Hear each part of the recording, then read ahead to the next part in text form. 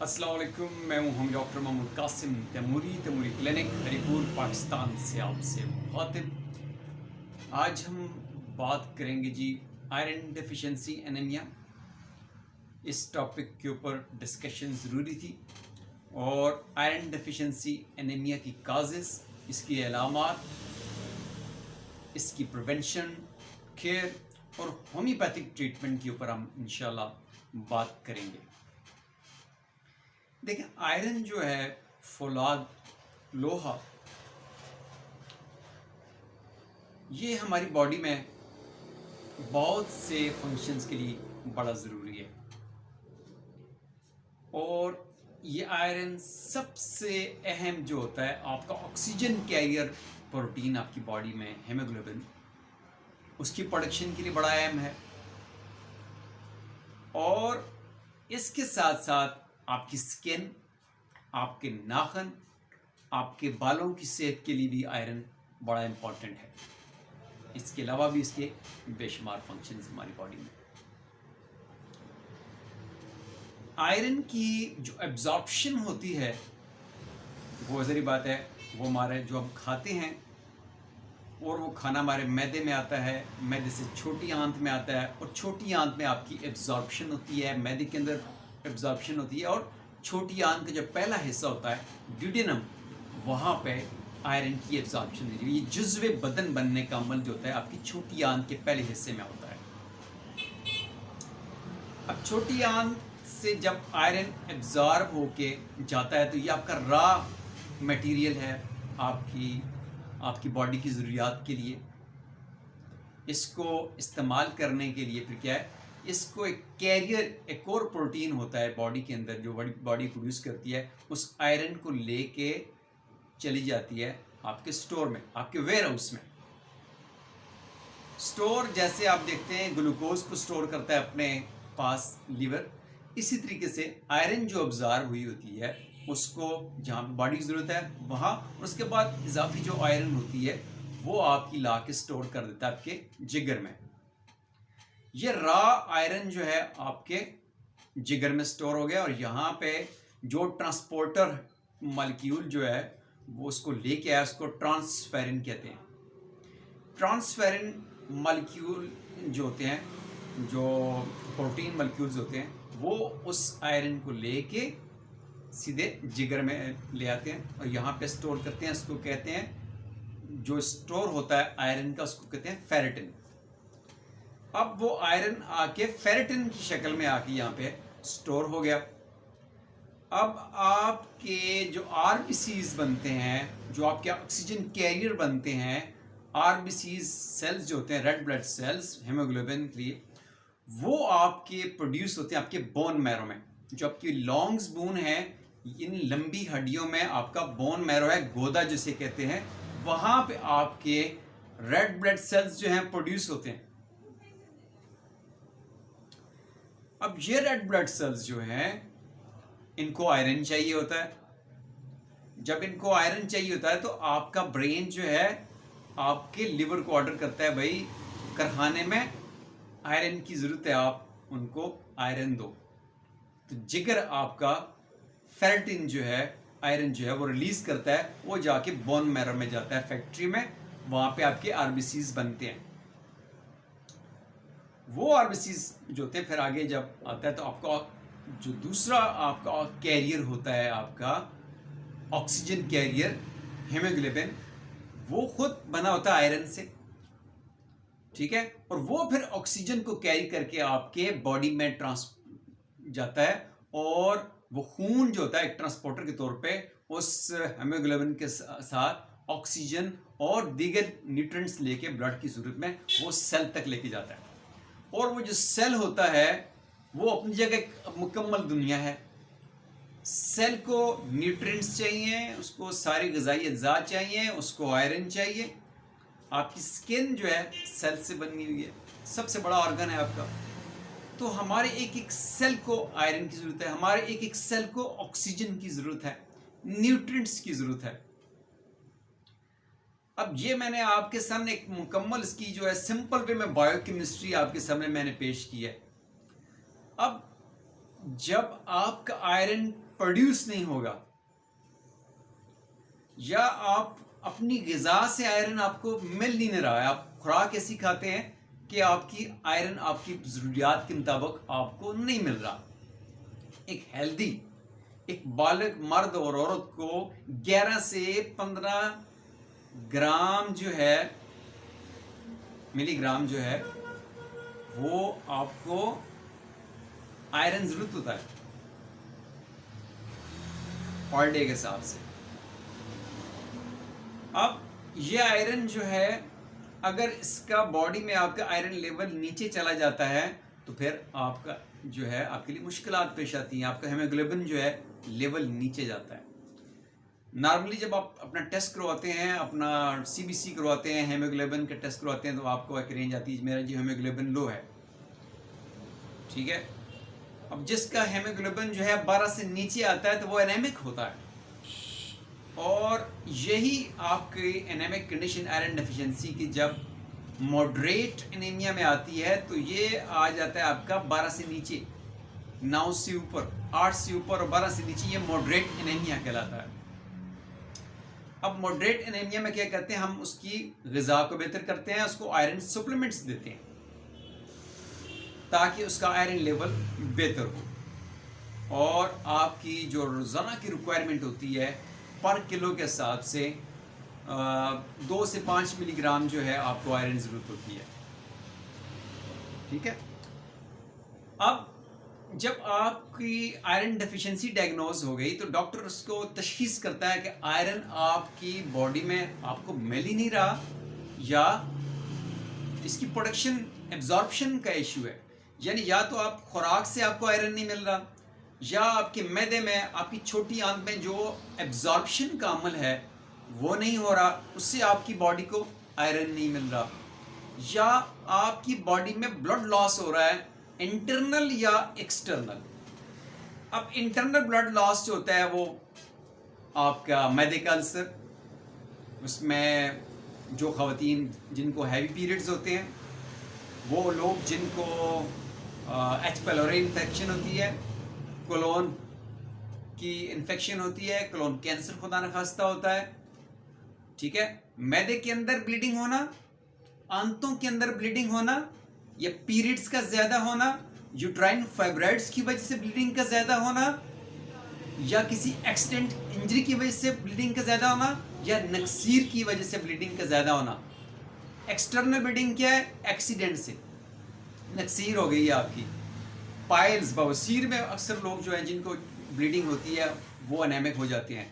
वो ख़वातीन जिनके इर्रेगुलर पीरियड्स होते हैं, ज़्यादा मेंस्ट्रुएट करती हैं, उनमें आयरन डेफिशिएंसी होती है। वो ख़वातीन जो ब्रेस्ट फीडिंग करती हैं, जो प्रेगनेंसी से गुजर रही होती हैं, उनमें आयरन डेफिशिएंसी होती है। और जो ख़वातीन प्रेग्नेंट होती हैं उनको आयरन की ज़्यादा ज़रूरत होती है। जो ख़वातीन ब्रेस्ट फीडिंग कर रही होती हैं उनको आयरन की ज़्यादा ज़रूरत होती है। और अक्सर ख़वातीन जो शादीशुदा हैं, बच्चों वाली हैं, उनमें iron deficiency, calcium deficiency, vitamin D deficiency बहुत कॉमन है। तो इसलिए उनको डाइट बेहतर करने के लिए कहते हैं भाई आप खजूर खाओ, अंजीर खाओ, लीवर खाओ, गोश्त खाओ, सब्जियां खाओ, चुकंदर का जूस पियो। ये हमको डाइटरी मैनेजमेंट उनके तौर पर उनको बताते हैं। अब जब आपका एनीमिया जो है मॉडरेट से सवीर हो गया, सवीर किस वजह से हो गया, इंटरनल ब्लीडिंग हुई या एक्सटर्नल ब्लीडिंग हुई, हैवी पीरियड से हुई, यूट्राइन फाइब्रॉइड से हुई, पाइल से हो गई, इरेगुलर पीरियड से हो गई, ठीक है। अनट्रीटेड जब आप ट्रीटमेंट नहीं लेते हैं और ब्लीडिंग हो रही है, अंदर से हो रही है, जिस तरह की हो रही है, आपका एचपी लेवल नीचे जा सकता है। और जब ये 8 से नीचे जाता है तो ये सीवियर एनीमिया हो जाता है। यहाँ पे फिर आयरन के इंजेक्शन तजवीज़ किए जाते हैं, वीनोफर के इंजेक्शंस। उससे भी नीचे 6 से नीचे अगर एचपी जाता है तो फिर आपको ब्लड लगाया जाता है। ब्लड आपने कहीं से लेना है और आपको ब्लड 2, 3, 4 बोतलें लगती हैं।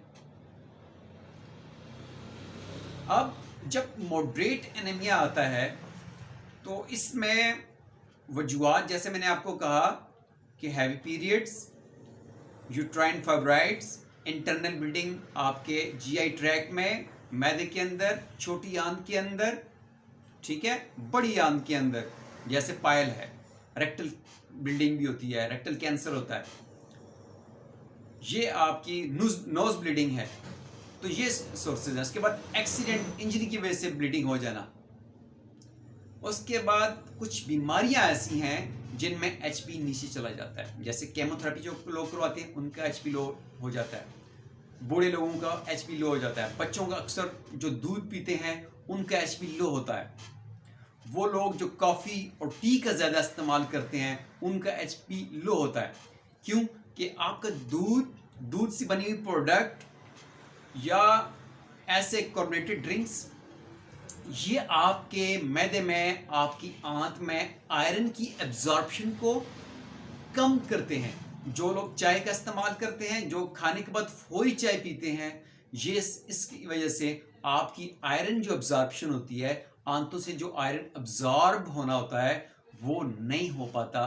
आपकी चाय पीने से, ज़्यादा कॉफ़ी के इस्तेमाल से, ज़्यादा कार्बोनेटेड ड्रिंक्स के इस्तेमाल से, ज़्यादा मीठे के इस्तेमाल से, फिर आपकी आंतें जो होती हैं यहाँ पे बैक्टीरियल ग्रोथ ज़्यादा हो जाती है, इन्फेक्शंस के चांसेस होते हैं, सोजिश के चांसेस होते हैं, जिसकी वजह से आपकी एब्जॉर्प्शन का जो अमल होता है वो कम हो जाता है। पेशेंट आता है, डॉक्टर साहब मैं खाता पीता बहुत कुछ अच्छा हूँ, सब चीज़ें खाता हूँ, लेकिन ये खाना मेरे बदन को नहीं लग रहा है, मेरा वज़न कम हो रहा है, मेरी रंगत ख़राब हो रही है डॉक्टर साहब। तो फिर पता चलता है कि उसके मैदे में इन्फेक्शन है, मैदे में अल्सर है, गैस्ट्राइटिस है, एच पेलोराई है, ठीक है। इस तरीके से, या उसको अगर खातून है तो उसकी प्रेगनेंसी चल रही है, या उसको इरेगुलर पीरियड्स हैं, या उसको यूट्राइन फाइब्राइड्स की वजह से ब्लीडिंग होती है ज़्यादा, तो उसको एचपी लो हो सकता है। इसके अलावा क्रोनिक किडनी डिजीज़, गुर्दे के अंदर इन्फेक्शन, सोजिश, गुर्दे के अंदर ब्लीडिंग होना, पेशाब के अंदर ब्लीडिंग, ब्लड आ रहा है, तो ये भी आपकी एचपी लो होने का एक साइन हो सकता है। पेशाब का टेस्ट करवाते हैं, स्टूल का टेस्ट करवाते हैं, स्टूल में देखते हैं कि ब्लीडिंग तो नहीं हो रही, स्टूल काला आ रहा है तो ये साइन है इंटरनल ब्लीडिंग का।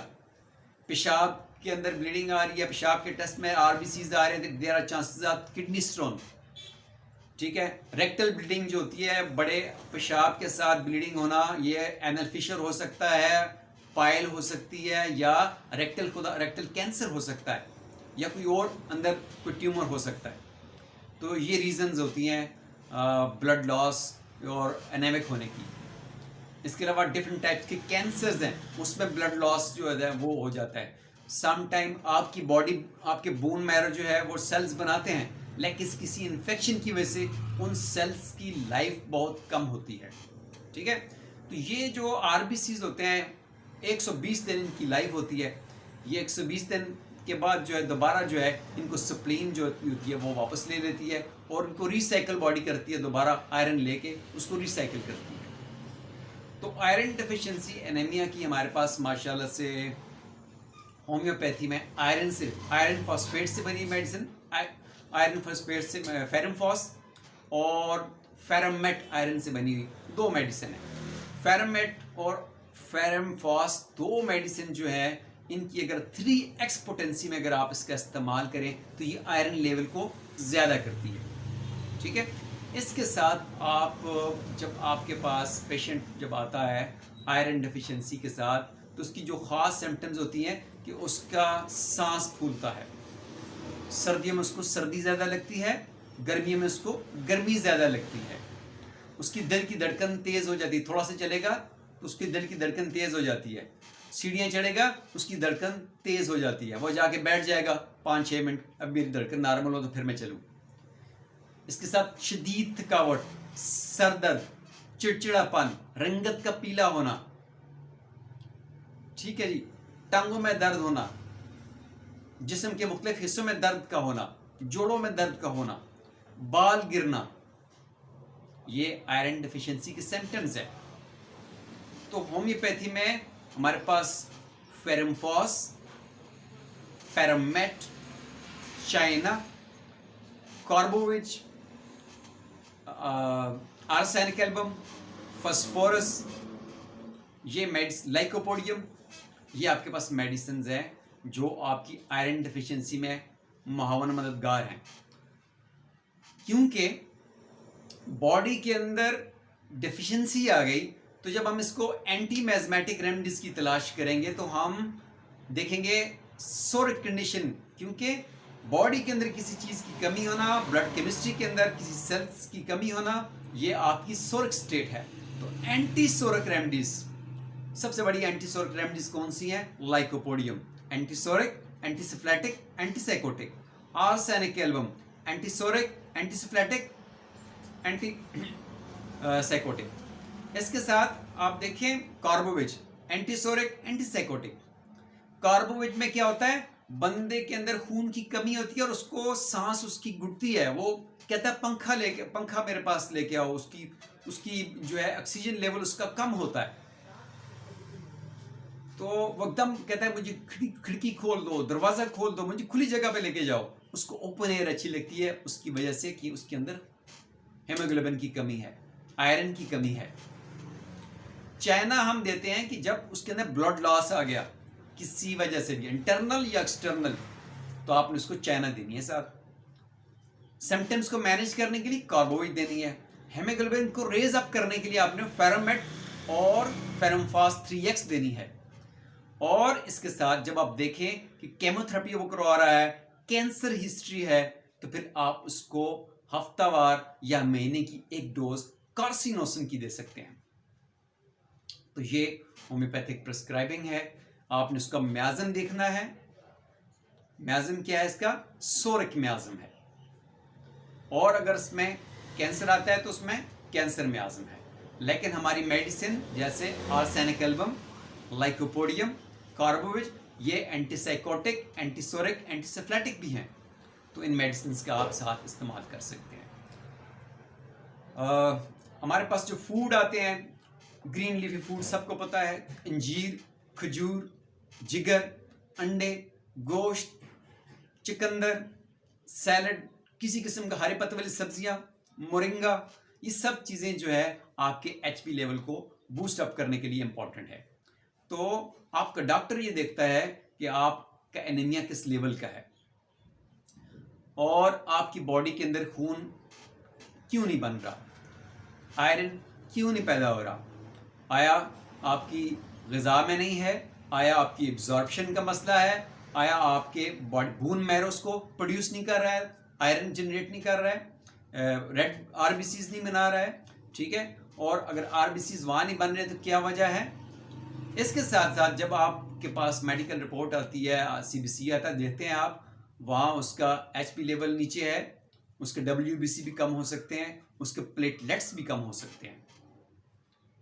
तो प्लेटलेट्स को भी बूस्ट अप करने के लिए आप ये मेडिसिन जो मैंने आपको बताई हैं, क्योंकि एंटीसोरिक स्टेट है, आप लाइकोपोडियम दे सकते हैं, आर्सेनिक एल्बम दे सकते हैं, चाइना दे सकते हैं, कार्बोविज दे सकते हैं, फेरोमेट फेरोमफास दे सकते हैं। और कैंसर हिस्ट्री जहाँ है तो वहाँ पे आप कार्सिनोसिन को आप याद रखें। इसी तरीके के साथ ये मेडिसिन जो हैं आपकी थैलेसीमिया माइनर में भी मावर मददगार है। इंशाल्लाह आपसे फिर बात होगी, तब तक के लिए इजाज़त। थैंक यू, अल्लाह हाफिज़।